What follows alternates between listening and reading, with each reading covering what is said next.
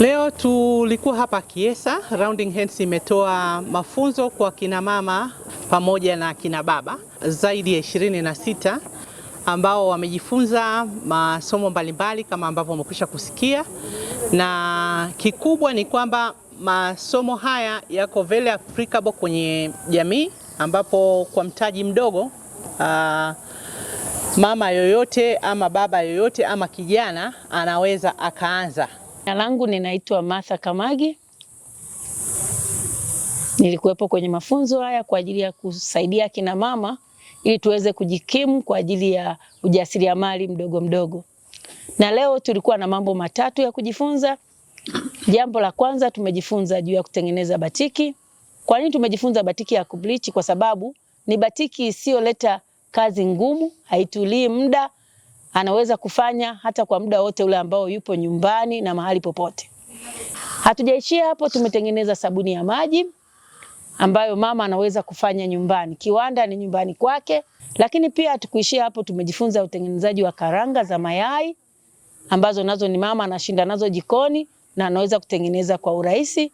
Karanga ambazo tunatumia mayai, karanga, unga wa ngano na tunazipika kwa pamoja.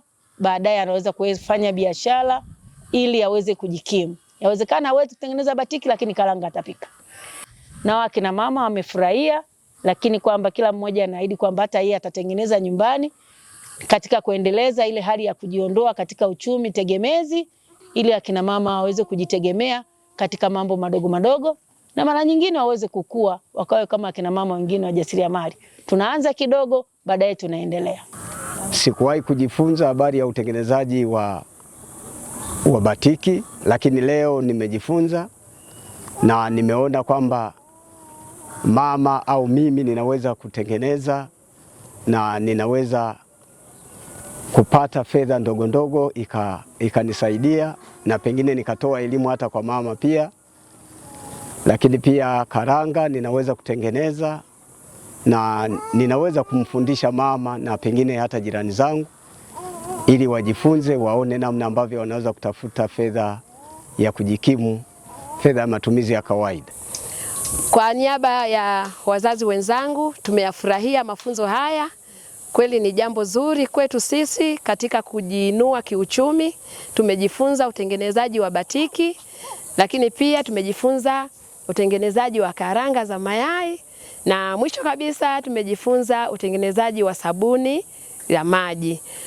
Kutokana na mafunzo haya yataweza kwenda kutusaidia katika familia zetu kujiinua katika hali ya kiuchumi, mimi binafsi pia na wazazi wenzangu. Kipekee tunaishukuru sana taasisi ya Rounding Hands kwa ajili ya kuwashika mkono kina mama hawa kwa mafunzo haya mazuri ambayo kama kanisa tungeweza kutumia gharama kubwa ili wazazi hawa waweze kupata mafunzo haya.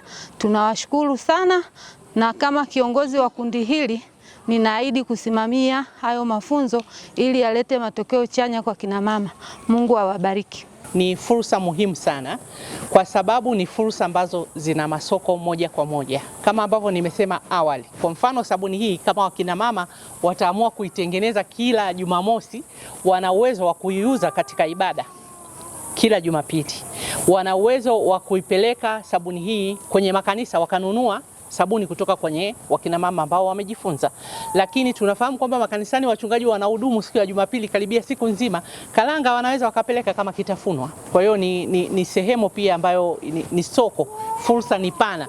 Lakini kuna batiki ambazo zimetengenezwa badala ya kununua vitu vya Kichina, hizi batiki zinaweza zikatengenezwa kama pazia kwenye maofisi, zinaweza zikatengenezwa kama kitambaa katika meza. Kwa hiyo fursa ya masoko ni pana, inategemea tu ni namna gani ambavyo umeamua kuchukua hatua na kuishughulikia hiyo fursa kikamilifu.